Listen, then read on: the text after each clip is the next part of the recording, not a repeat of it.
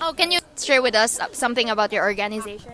Our organization is called IFC, International Federation of Samahang Ilocano. Ilocano Organization, Taiwan Chapter. Aim namin dito is to help people Taiwan and Philippines. We organize group para magkaisa kami na tulungan yung mga just in case na nangangailangan sa Pilipinas. Magkakaroon kami ng konti-konting pondo, itutulong sa kanila just in case na may mga feeding program, housing activities, yung mga kailangan sa mga barangay. Sa organization namin, may fund, itutulong sa mga nasa Pilipinas. Kung sa Taiwan naman, mga may sakit, kailangan ng mga medical fund or hospitalization, tumutulong din kami.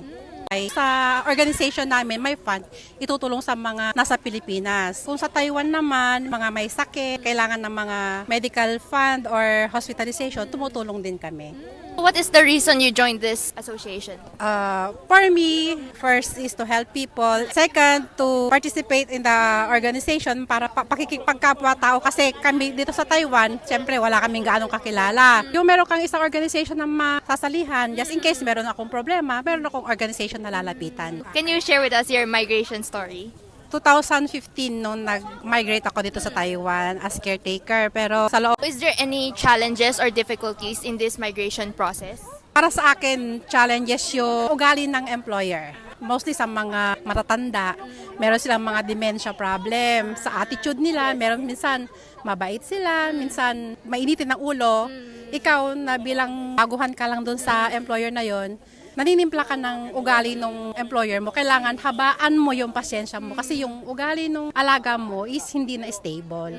Sa amin na mga caretaker, haba ng pasyensya ang daladala namin dito sa Taiwan. Kaya kami siguro kagaya ko, tumagal ako ng 9 years kasi dun sa haba ng pasyensya ko at pangunawa ko dun sa alaga ko. Kung hindi mo matatansya yung ugali ng alaga mo, ikaw rin mismo ang susuko. Kaya dapat sa pasensya pa lang, yun ang dapat mong process para tumagal kayo ng alaga mo, magkaroon kayo ng mahabang communication, kumbaga o samahan. Is there any culture that you miss from the Philippines after you come to Taiwan? Every week, nasa piyestahan.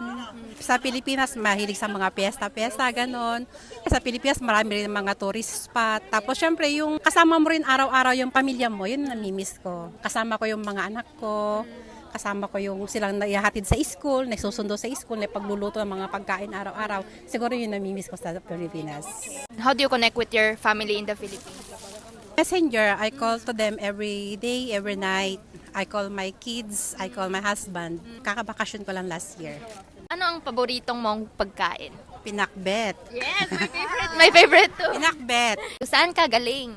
Pangasinan. Yeah. Can you share with us your migration story? 2015 nung nag-migrate ako dito sa Taiwan as caretaker, pero sa loob ng 8 months, na nagpalipat-lipat ako ng employer, wala akong stable na employer. Kaapat na employer ko, doon ako tumagal ng 4 years. Pero syempre, hindi naman lahat, lalo yung alaga ko is namatay naman early. So 2019, nag-pass away siya. After 1 month, lumipat ako ng Kaohsiung. After 6 months din ako sa Kaohsiung, hindi rin sinuwerte doon, bumalik ako ng Taipei. Then dito sa Taipei, yung alaga ko dyan sa Xintian, 4 years na ako doon. Bakit mo naparito dito ng araw ng linggo? At ngayon is day off ko. Na-meet ko yung mga friends ko and we celebrate a semi-birthday party for me. Oh, Yeah. happy birthday! Thank you. Thank you.